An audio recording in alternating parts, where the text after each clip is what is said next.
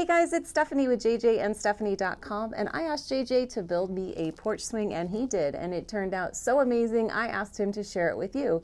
So he put together this video tutorial so you guys can also make your own porch swing. Enjoy. All right, let's build a porch swing. Grabbed all of my lumber from local lumber yard called J&W Lumber. And the porch swing requires a bunch of similar cuts. So when you're doing a bunch of similar cuts, it's really good to make a checklist and to label your cuts so you don't get confused if you cut them all up front like I'm doing here. I find this is the quickest way, most efficient way to get these things done. So when I'm doing that, I typically will use a template piece. So I'll cut one piece, something that I'm going to be using more than one cut from. I'll mark it, and then I'll use that piece to mark multiple other pieces so we kind of get all the same lengths every time. So that's what I'm doing here. I found myself really tight, super tight on my lumber list here. I had about 1/4 of an inch left over on some of my lumber, so that's a little bit tighter than you need to be. So sometimes you want to pick up a little bit more lumber than you need.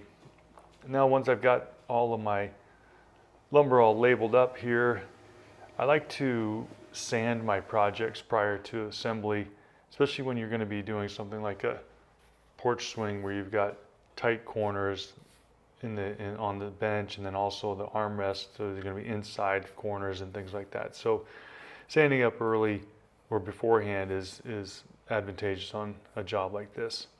So first I'm going to build the actual bench.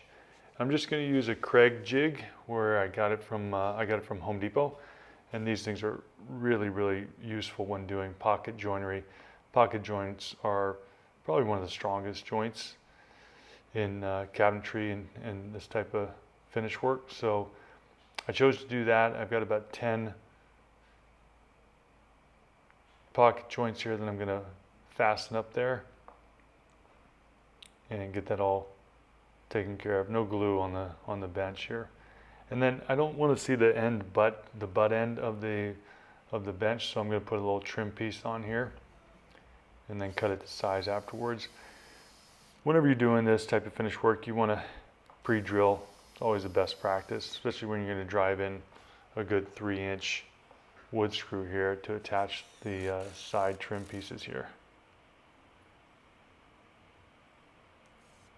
Once that's done, my bench is basically complete, but the plan did call for a 5-degree angle on the back. And the 5-degree angle is so that the backrest doesn't sit straight out like a 90-degree angle, which would be pretty uncomfortable for a porch swing. So you want that backrest to be angled back a little bit.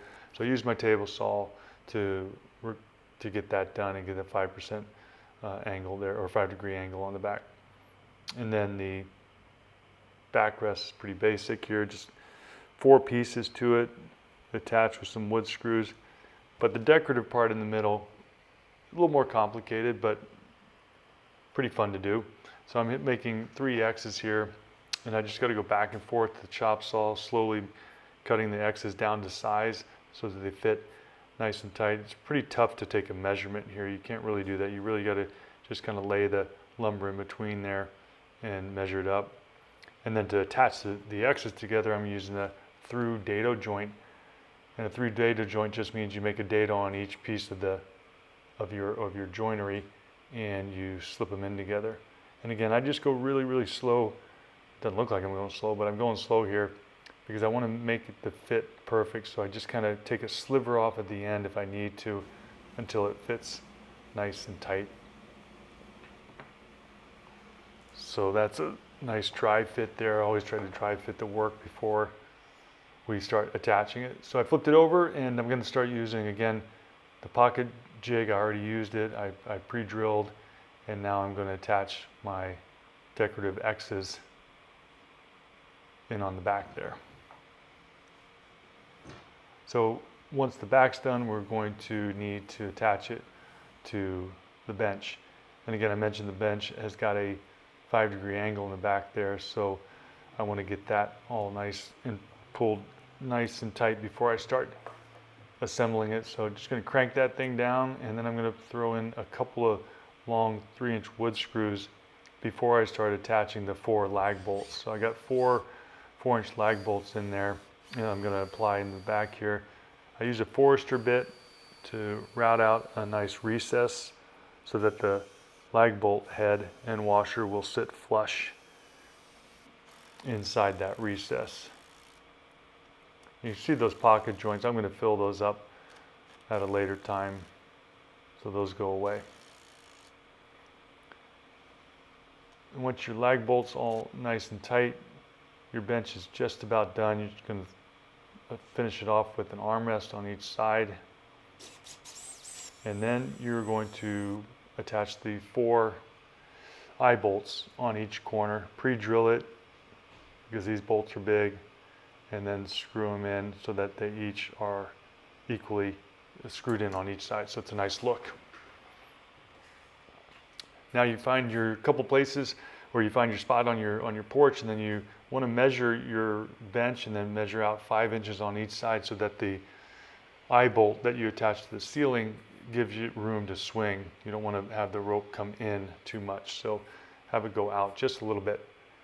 And then I just kind of didn't really know what to do here, so I just started pulling it up and shimmying it up, and it worked out for me.